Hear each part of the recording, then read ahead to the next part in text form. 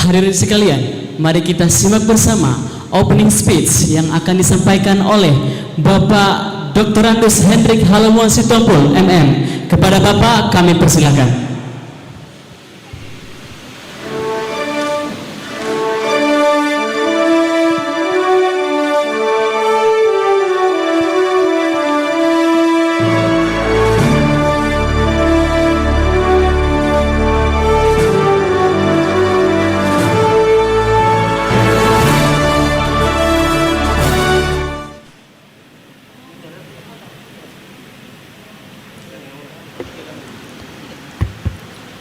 Assalamualaikum warahmatullahi wabarakatuh. Salam sejahtera buat kita semua. Shalom. Om Swastiastu, Namo Buddhaya, salam kebajikan. Horas. Saya ikut rektor lah. Cuman nggak panjang ya rektor ya. Yang kami hormati Uskup Agung Medan, Monsinyur Cornelius Sipayung, yang sudah hadir bersama kita, dan kami sangat senang dan bangga kehadiran Bapak Uskup pada acara ini. Yang kami hormati Bapak Profesor Dr. Maidin Gultom, S.A. M.Hum, selaku Rektor Universitas Katolik Santo Thomas Medan. Terima kasih Pak Rektor, artinya aspirasi kita menyambung, ya. Ini penting bagi kita, antara akademisi dan politisi harus nyatu seperti Pak Sensi bilang tadi ya. Karena kalau nggak ada akademisi, nanti ruang-ruang politisi ini membingungkan, kira-kira begitulah. Selanjutnya Ibu Dr. Lydia Suryani Widayati, SHMH, Kepala Pusat Perencanaan Undang-Undang Bidang Politik Hukum dan Hak Asasi Manusia, Badan Keahlian DPR RI. Selanjutnya Pak Ino Sensius, Kepala Badan. Terima kasih Pak, sudah bersama-sama kita. Pembicaraan ini tidak terlalu lama. Yang penting langsung eksekusi. Karena apa? Kita tahu bahwa iman kita sama, cuman itu aja rasanya. Karena saya ketemu sama beliau ini, Monsinyur, Bapak Ibu sekalian, baru sebenarnya. Ketika kami sama-sama panitia Natal, MPR, DPR, DPD, dan di sanalah kami bertemu. Dan saya baru tahu betul sama beliau ini rupanya satu iman dengan saya. Dengan inisiatif yang cepat, maka terjadilah acara hari ini. Itulah tepuk tangan buat kita semua.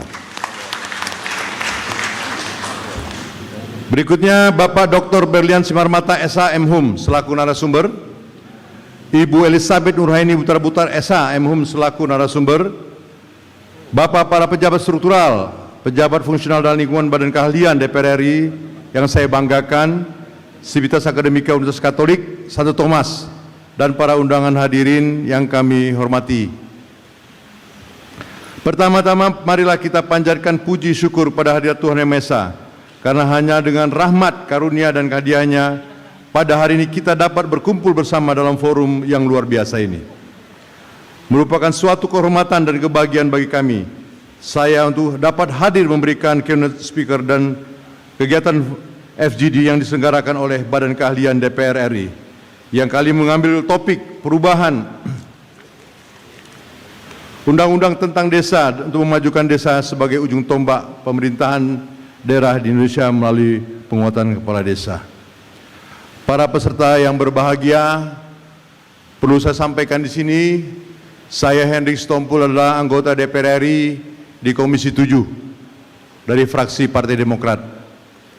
Dan memang program-program yang ada di DPR itu terus kami luncurkan sesuai dengan apa keinginan masyarakat. Dan juga tidak hanya masyarakat tapi juga lembaga-lembaga. Nah, salah satu lembaga itu adalah Universitas Katolik Santo Thomas Medan. Salah satu tujuan bernegara bagaimana tercantum dalam alinea keempat pembukaan Undang-Undang Dasar Negara Republik Indonesia adalah mewujudkan kesejahteraan bagi seluruh rakyat Indonesia.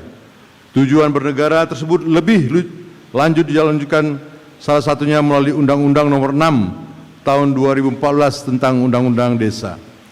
Karena desa merupakan perwujud nyata pelaksanaan pemerintahan daerah sesuai dengan amanat pasal 18 ayat 7 Undang-Undang NRI tahun 1945. Oleh karena itu, maka sebagai bentuk penghormatan akan keberadaan desa, negara telah sejak lama mengupayakan perangkat hukum sebagai dasar pijakan pelaksanaan pemerintahan desa.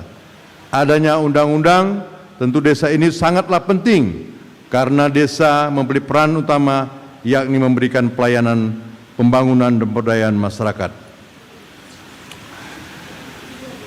Pada hadirin yang terhormat, hukum yang telah berkembang sesuai dengan kebutuhan hukum dan kemajuan zaman, selain dikarenakan undang-undang desa ini sudah cukup lama berlaku, undang-undang desa yang juga layak diubah menjadi wujud tindak lanjut putusan dari Mahkamah Konstitusi pasal 23 ayat 1 huruf B Undang-Undang Nomor 12 Tahun 2011 tentang pembentukan peraturan perundangan telah mengatur bahwa suatu undang-undang dapat diubah dikarenakan adanya putusan dari Mahkamah Konstitusi.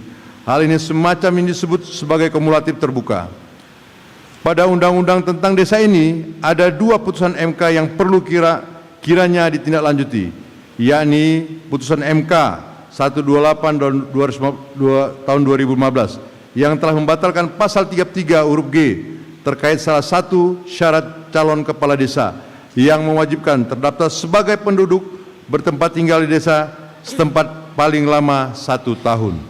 Sebelum mendaftar, begitu juga putusan MK nomor 42 tahun 2001 yang menyatakan mengubah penjelasan pasal 39 memberikan kesempatan kepada bagi kepala desa untuk merasakan perubahan masa jabatan sesuai dengan Undang-Undang Desa walaupun sebelumnya sudah pernah menjabat 2 periode menurut Undang-Undang Nomor 32 Tahun 2004. Dengan adanya putusan MK ini, maka DPR RI selaku membentuk undang-undang menyusun draft rancangan perubahan undang-undang tentang desa ini sebagai wujud fungsi legislasi yang tentunya memperhatikan juga aspirasi dari para kepala desa.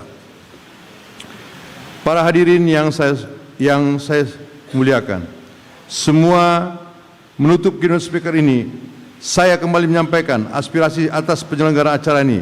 Semoga tema besar ini mengenai penguatan kepala desa ini dapat menjadi ajang diskusi ilmiah dan membangun.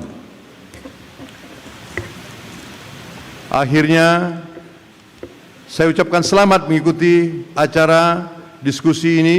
Semoga acara ini nantinya menghasilkan solusi yang bermanfaat bagi berbagai permasalahan rakyat Indonesia, khususnya di desa. Demikian kami sampaikan. Selamat siang. Horas, menjua-jua, jahobu, ahoy, mauliate. Terima kasih. Ya, terima kasih kami ucapkan kepada Bapak Dr. Andus Hendrik Halamuan Sitompul MM. Sekali lagi kita berikan aplaus yang gemuruh.